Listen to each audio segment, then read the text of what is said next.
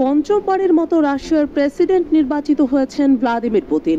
মন্ত্রিসভায় এনেছেন আমূল পরিবর্তন।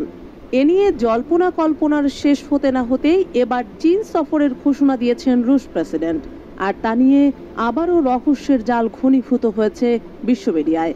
গত মার্চে প্রেসিডেন্ট নির্বাচিত হয়েছেন পুতিন, শপথ নিলেন কিছুদিন আগেই। এরই মধ্যে চীন সফরে যাওয়ার খবর শুনে বেশ নড়ে চড়ে বসেছেন পশ্চিমারা। আগামী বৃহস্পতিবার থেকে শুক্রবার অর্থাৎ 16 মে থেকে 17 মে পর্যন্ত বেইজিংয়ে অবস্থান করবেন তিনি। গত মঙ্গলবার এ সফরের বিষয়টি নিশ্চিত করেছে উভয় দেশ। এক বিবৃতিতে চীনা পররাষ্ট্র মন্ত্রণালয়ের মুখপাত্র হুয়া চুনইং বলেছেন, চলতি বছরের মার্চে পুনরায় প্রেসিডেন্ট হিসেবে নির্বাচিত হওয়ার পর এটি ভ্লাদিমির পুতিনের প্রথম বিদেশ সফর, আর 6 মাসের মধ্যে চীনে তার দ্বিতীয় সফর। চীনা পররাষ্ট্র মন্ত্রণালয়ের মুখপাত্র ওয়াং ওয়েনবিন বলেছেন, এই সফরে পুতিন চীনা প্রেসিডেন্ট শি জিনপিং এর সঙ্গে দ্বিপাক্ষিক সম্পর্ক, বিভিন্ন ক্ষেত্রে সহযোগিতা ও অভিন্ন স্বার্থ রক্ষায় বিভিন্ন আন্তর্জাতিক ও আঞ্চলিক বিষয় নিয়ে মতবিনিময় করবেন।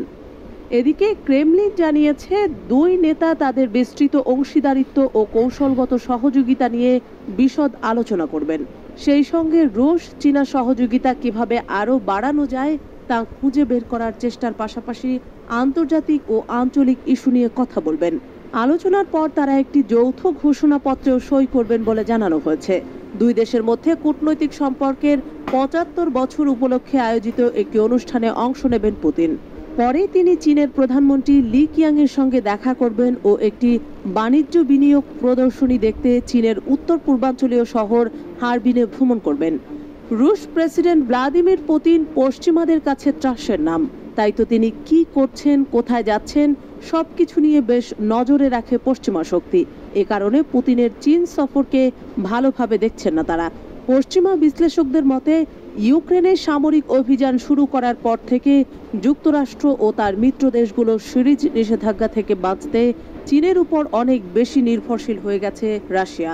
তবে চীন ও রাশিয়া কোনো দেশই পশ্চিমাদের সমালোচনাকে আমলে নিচ্ছে না, বরং মস্কোর সঙ্গে সম্পর্কের বিষয়ে পশ্চিমা সমালোচনাকে প্রত্যাখ্যান করেছে বেইজিং এবং উভয় দেশের মধ্যে সীমাহীন অংশীদারিত্বর প্রশংসা করেছে জিনপিং প্রশাসন। এদিকে কার্নেগি রাশিয়া ইউরেশিয়া সেন্টারের পরিচালক আলেকজান্ডার গাবুয়েভ বলেছেন উল্টো কথা।